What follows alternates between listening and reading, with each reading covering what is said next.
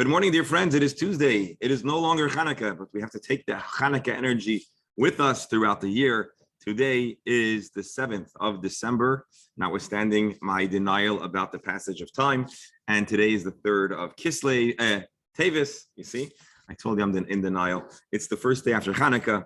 And without making everyone too meshuga, I would like to thank everyone. We sent out an email. I hope you got it.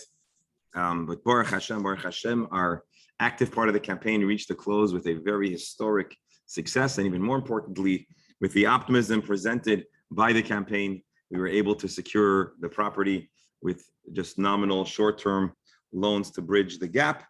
And with Hashem's help, Shul has additional property, which expands the short, middle, and long-term proposition for a thriving and vibrant Jewish today, tomorrow, and into the future. And I want to thank the folks on this Chabura for taking a valiant and significant chunk of the generosity, optimism, and partnership in this big, historic, and somewhat not long anticipated opportunity. So I want to thank everyone, and Hashem should repay everyone with buckets of blessings in every kind of way. Bona chayim, zoyne, health, naches, parnasa. And so thank you. I want to just mention a few names that we are davening for: Leah Bas Rita, Malka Bas Rivka, Chaim Baruch Eliezer Ben Rusa Esther, and there's another name I need to get, but we should have only good. Rachel Bat Miriam. Okay, Rachel Bas Miriam, and we'll have to please add it every day. Text me, and we will add it onto the list. Hold on, I hit mute all, so if you're talking, most likely we don't hear you. But let me just add that I think we should dedicate this week for another big simcha, because with Hashem's help, if I'm not mistaken, this weekend and this week, our dear Dr. Hammer is celebrating the bar mitzvah of a grandson. Doctor, did I get the timing right? And so I think it's such a simcha and here you're muted, so we don't hear you. But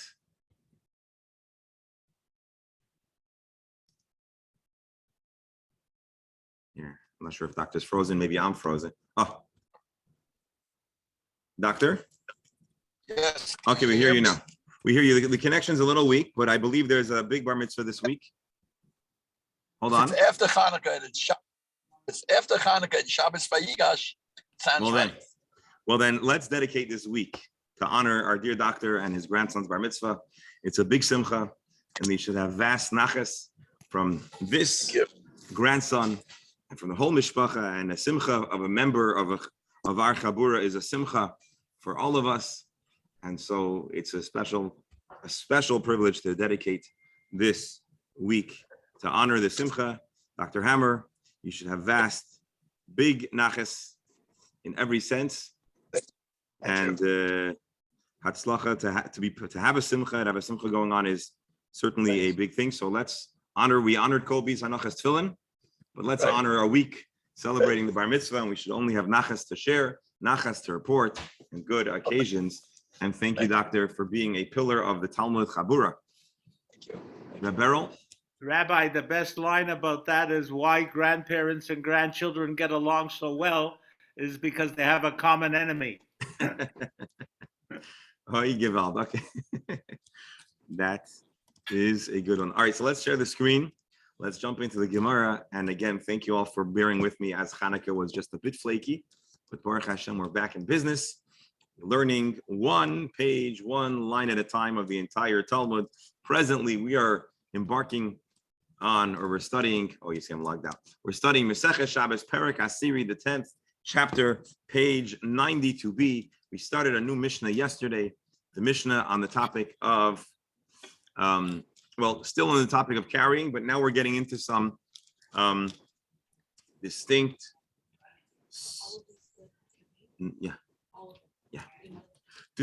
circumstances and unique types of carrying.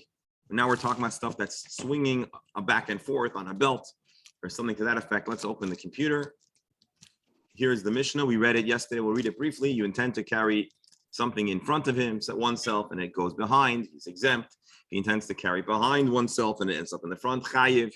We talk about an interesting garment, something between a cross between an apron and a pant-like garment, where one might hang stuff on it, objects, whether they are in the front of this sinar or in the back of this sinar, she is liable for carrying because it is common that stuff swings to the front and the back on such a garment. We then quote Rabbi Yehuda to talk about people who carry notes. We discussed yesterday varying ways to decipher this Talmud. Kulinsky, Olga and Slava. And so now we're going to embark on the Gemara. The Gemara is going to do some digging. We're going to do a forensic analysis of our Mishnah. And we have varying ways of reading it. And so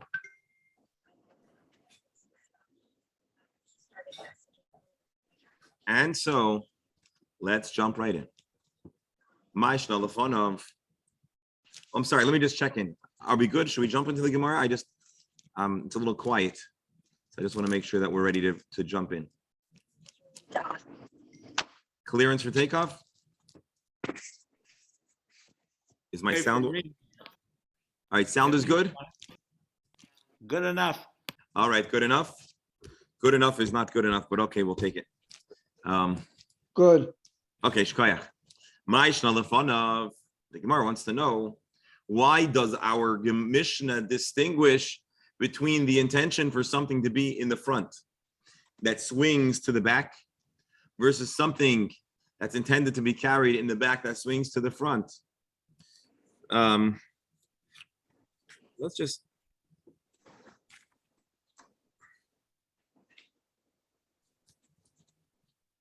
why, if the intention is for the item to be hanging on the front of one's person, and it ends up on the back, the pater that they are exempt, for they have not carried out their intended act of carrying, whereas in a scenario where your intention is that it should be slung or swung behind, and it ends up in the front, this should be the very same scenario. Your intention was not executed, and therefore he should be pater. Loi is avida machshavta. What he intended to do was not done. Good question. We should have a little consistency in our Mishnah. Why would slinging in the front or swinging in the back be any different? It's the same thing, not your intention. And so based on this, Rabbi Lazar, as I promised, some forensic analysis of the Mishnah. Rabbi Lazar, Tav Ra, the Mishnah needs to be broken up. What do we mean broken up? Well, exactly as it sounds. Misha Shanazu, Leishanazu, they are two authors, two separate teachings that indeed do not work well together. They are two sections that contradict one another. And for that reason, the only solution it would be that there are two different authors, and the Mishnah is espousing two different contrary opinions, two contrary positions. As Rashi will explain it, Tanakama Poter B'Tavayu, the first opening commenter in our Mishnah, would say that one is always exempt if the bag swung the wrong direction, the item you're carrying was in the front, ends up in the back, or if it was in the back and it ends up in the front, if it was not your machshava, the first comment, the first author, the first anonymous author of our Mishnah would say Poter. And the Tana Basra, the second voice, it sounds like it's one voice, but it's a second commenter. Mechayev b'tarvayu, he would end up making both chayev. So let's just take a peek in the Mishnah. I want to give you a spoiler alert. Not everybody agrees. This is not going to be the. Can I ask a question? Sure. We're talking about whether he has in machshava, whether he considered, behind him or in front of him, he didn't intend. And I may be completely wrong, but the issue is the chiyuv has nothing to do with intention. It has to do with the actual carrying. If there was an intention, then he's chayav, period. But the only question, if it's shogeg, there's no issue with intention in shogeg. But what difference does it make if it's the back or the front? You're asking a good question. What you're asking is how how do we square the idea of machshav, of kavana, with shogeg? Shogeg means you intend to do it. And usually we say shogeg is you don't intend to do it. But Right. here, really, there's two different things. Shogeg usually, as is explained in Gemara Shabbos, is not so much you didn't realize you were doing what you were doing, as much as you didn't realize that what you're doing was wrong. So it's not so much that you didn't intend to carry, it's that you didn't realize that it was considered carry, or that it was Shabbos. And so usually shogeg means you didn't realize there was something wrong with your act, what you're doing.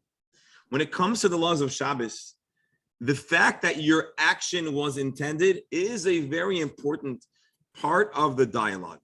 Different malachas with varying emphasis, but what our Mishnah presently is communicating to us is something that's a little bit chadshani, a little bit unexpected, a little bit not on our radar in the last while, which is that if a person intended to do one act, but the act they did was very, very different, one may truly be entirely off the hook, at least for committing a biblical malacha, an act of a malacha, because that wasn't your kavanah.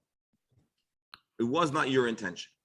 Rabbi. So hold on. So kavana about shogeg is kavana, you didn't realize it was something wrong.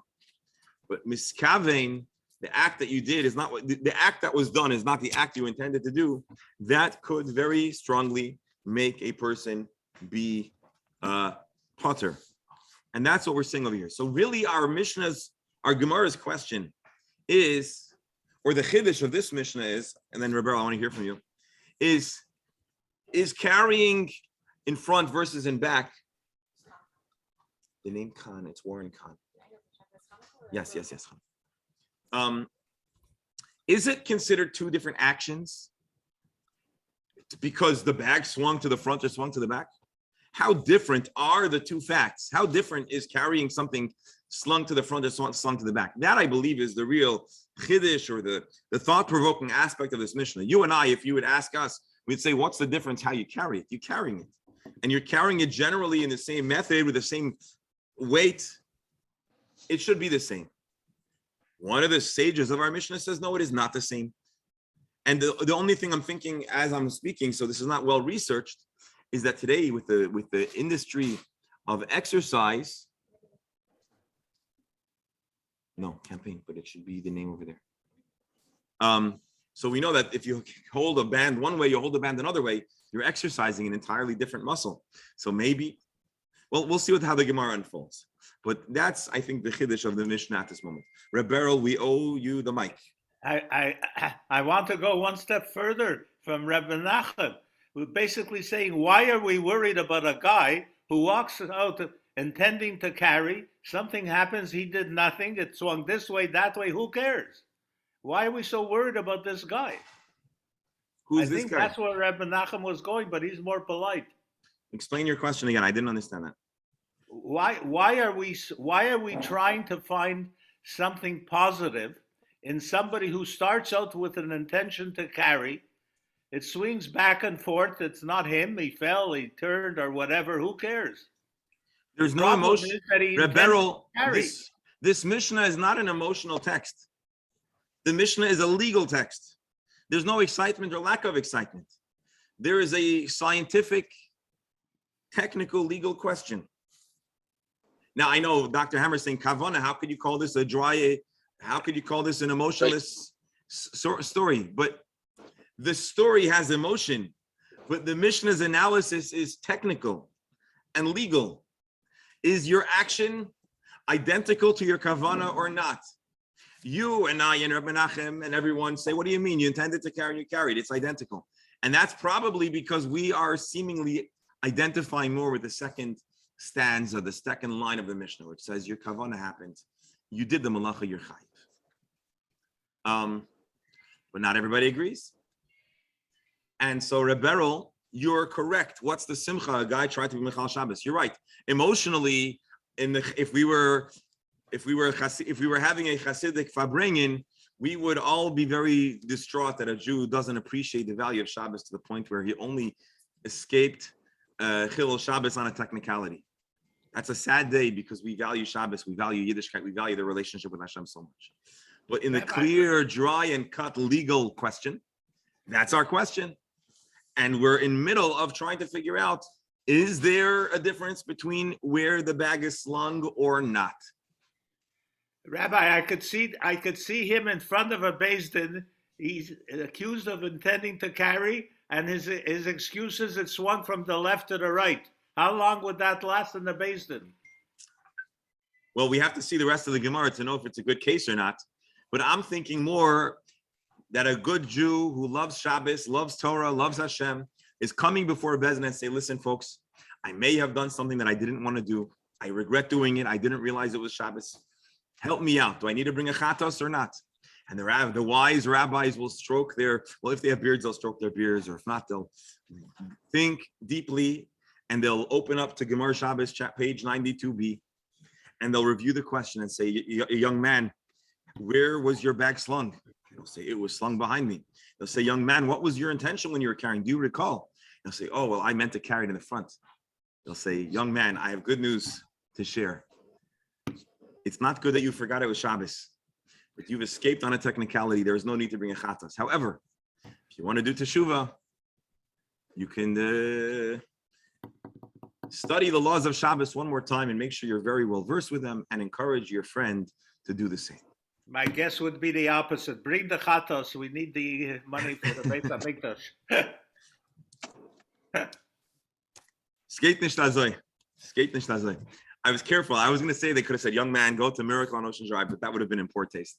So, Well, first of all, they wouldn't open up the Masechet to Shabbos. They're going to Google it. Or they're going to suffer. or they'll go to the Shulchan Aruch, but most likely as they go to the Shulchan Aruch, they'll be uploading mentally this Gemara. So I hope we've portrayed the possible scenario, and I hope I've done it justice. But it's a good question, and it's a challenge for us to synthesize between the emotion and the portrayal of emotion and the way that the cards fall in a more technical and legalistic analysis. So let's go back to our Gemara. Oh, so I wanted to show you, here's the Mishnah. I'm going to highlight here, line 1.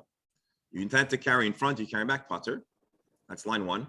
But if you carry it back and it goes to the front, you're liable. 2 lines. The most easy and simple reading is this is one person, one opinion, one shita, sharing 2 scenarios. This one shita in scenario A says you're pater. In scenario B, you're chayiv. Our Gemara finds these initially. The first voice in the Gemara feels that this is a little bit hard to square away. They sound like they are identical scenarios. And we therefore introduced the opinion of Rabbi Elazar, who says, Tavra, break up the Mishnah into 2 Mishnahs. The first Mishnah, line 1 is one opinion. Line 2 is another opinion. But as you know, all good things come to an end. And so Rava is going to shorten or bring a contrary perspective. On my Rava responds and says, oh, my Kusha, what exactly are you so disturbed in this Mishnah? Let's dig deeper into what's going on over here. Dilma, maybe. If he intends to carry the bag, the item in the front of him, and it ends up in the back of him, the potter, why would he be exempt? When you carry something in front of you, it's in your range of vision. It's under your constant care and supervision. It's properly guarded. But also, something swung around the back of you is much less secure. It's much more vulnerable. A pickpocket has easier access to it. And so therefore, when your intent was to have it in a safe way and it was in an unsafe way, it's not the same act of carrying. One act of carrying is a proper, responsible way to carry something. And the other way of carrying is an entirely irresponsible way of carrying. Reb Beryl, this too may briefly touch upon some of the subjects that you are studying in your other Masechta. True? Yeah, but Rabbi, so this question now, what happens if somebody steals it while he's carrying it? He hasn't put it down. He hasn't gotten anywhere. So, Reb Beryl, I think what you're saying is, ironically, there might be a scenario where a guy is robbed and he's happy. It's a save. Good question. Let's see Rashi for a moment. Also, he did a lesser quality protection. Vanan Sadi, the Torah, the rabbis, we know He would prefer to have a safe and responsible way of carrying. But if he carries, but in the second line, he intended to carry it behind himself and he goes to the front, he should be happy with the upgraded safety and security. I'll tell you more than that. It could be that if chas v'sholom, he lost the bag and he's going to go to court, if witnesses could say he was carrying in front of me, did his best effort, and something happened, maybe he'll be less chayiv. But if he was doing it in a irresponsible manner, there may be higher degrees of liability. And so that's the story. Let's read the okay. So Rava says, I don't see the question. There are vast differences between line 1 of the Mishnah and line 2 of the Mishnah.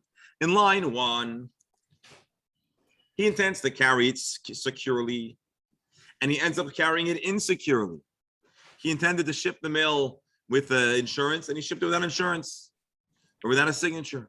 It wasn't the type of transportation. It wasn't the type of carrying that he needed to do. But in a case where it was an upgraded protection, he's happy. If he meant to carry behind his shoulder haphazardly, callously, without great protection, here's why he's chayiv. He intended to do a low degree of protection, and he ended up doing a fantastic job.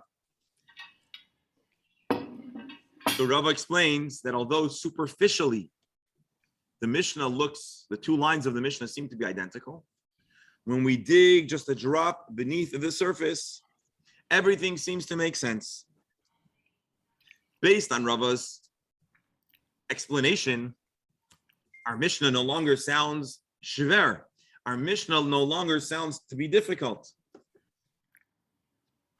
So the Gemara now goes back and says, okay, now that we've had Rava's explanation, Elamai Kusha, what is the problem here? So the Gemara answers, the Yuka Demasnisin Kasha. Based on the words of our Mishnah, there's something that we could infer which is a little bit difficult. Because let's go back to the Gemara again for a second. The Gemara says, Ma'ishna. What's the difference between the first line and the second line? Rava explains that there's a big difference. But so what would be the question based on this obvious understanding? And so the Gemara answers, the Yuka de Masnisin Kasha. There is still a troubling question that remains from a deep analysis of our Mishnah. Why? The Mishnah starts, if you tend to carry something in the front of you and you carry it behind you, you're exempt. This line itself, with a little bit of reading in between the lines, if you carry it behind you, if you carry it behind you, if you're carrying it behind you, and it ends up behind you, chayiv, you should be chayiv. Look at the second line. All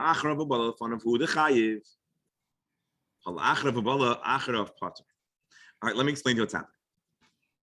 Many times, as much as we can infer from that which is written, we can infer from that which is not written. And so a careful reading of the Mishnah, which says, if you intend to carry something in front of you and it ends up behind you, you're chayiv.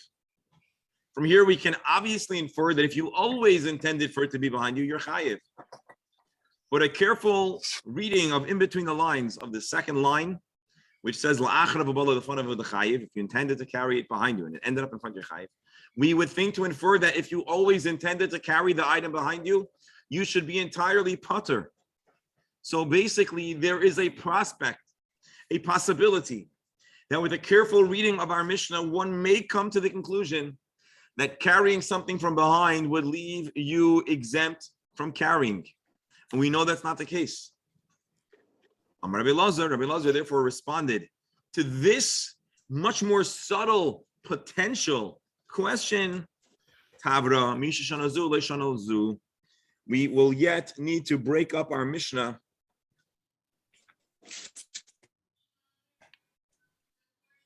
and we would conclude that the 2 lines, although they broadly plug in one to the other, they're problematic in the sense that their detailed analysis can bring to two different impressions about carrying behind you you're exempt or carrying behind you you're not exempt. And therefore, most likely it's two different rabbis who broadly are saying the same thing. But when we dig really deep, there's a slight nuance difference between how author A and author B feel about one scenario, carrying something behind you. Rav Ashi doesn't like this problem either. Let me pause over here, because this is a little bit of, this is getting, the famous anecdote about the chimney and the two people who go down, the guy who goes down and goes up, and this, we're getting into that kind of territory where we're using we're using our analytical aspect of Talmudic study. We have two lines in the Mishnah. A superficial reading might present them as a contradiction. Because what's the difference between if you intended for the bag to be in front of your back? Rava clearly explains that there's a big difference. It has to do with the security. Based on that, what was the question Rabbi Elazar was ever coming to answer? And he answers, Rabbi Elazar is coming to answer a very, very subtle question. The inference, the diyuka, the language and the fact pattern that is inferred is slightly nuanced, or there's a nuanced difference between line A and line B. And for that, Rabbi Elazar says, Tavra, break them up. The reason why it sounds a little inelegant, a little bit clumsy, is because two different authors composed these two teachings, broadly conveying the same idea, with one small exception, which is how to view carrying a bag from behind. Rav Ashi says no. The language that you thought was so meduyak, and you'll come out with this question about if you're carrying a bag behind you, that's not a question at all, because a careful reading of the Gemara introduces us to the fact that there's a certain style of communication in the Gemara, and it's not unheard of for our Mishnah to express itself the way it does without intending to give off this really nuanced perspective on the bag behind your shoulder. If you're a little confused, I don't blame you. Let's read it and see if we can get the gist of this. Amar Rav Ashi. Rav Ashi says, my kasha, I still don't understand the question based on the explanation we just gave over here. Or maybe the language of the Mishnah is as follows. Our Mishnah is saying, or here's what you should be saying in your mind before the Mishnah. Obviously, if you carry something intentionally behind you and it remains behind you, you're chayiv. Of course you're chayiv. That's a no-brainer. The Mishnah doesn't need to say it. This avida machshavta, exactly what you intended to do is what happened. Now starts the Mishnah. Even if you intended to carry it behind you and it ended up in front of you, where there's a possibility that would say you didn't do what you wanted, you're still chayiv. It's shrichale. We need this chiddush. You might think that because what happened is not identical to your intention, you're still chayiv.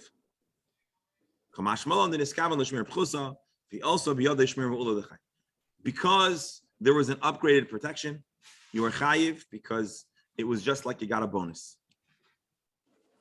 So again, let me explain. Excuse me, just give me 1 second.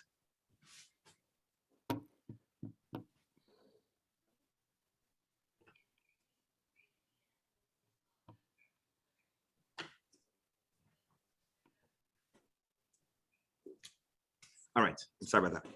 So again, Rav Ashi is giving us a shear in learning, not just the Gemara, but he's giving us a shear in the comment of Rabbi Elazar. So we have a shear within a shear within a shear.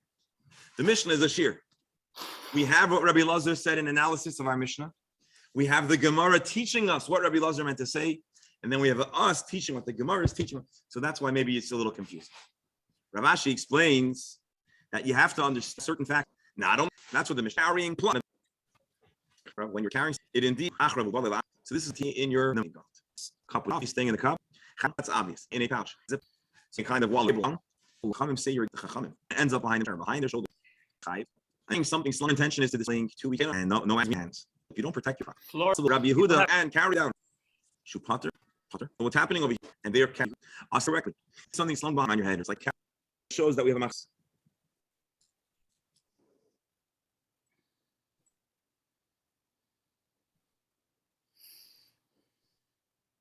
So Rabbi Yehuda says you should be chayiv And the Chachamim say you should be pater.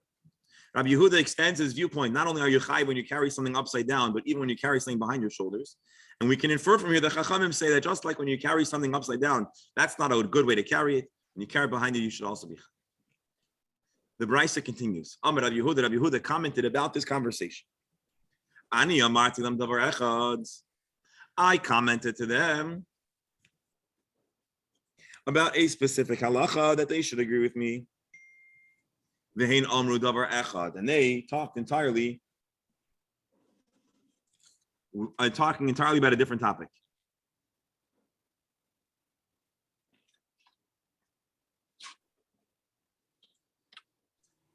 All right, I'm gonna have to go in 5 minutes. I'm sorry to be just a little short than usual. Meeting. Someone is waiting. I need to see.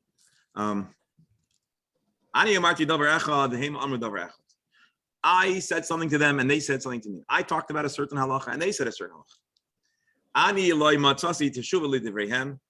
I have no good answer to their challenge. And they had no good answer to my words.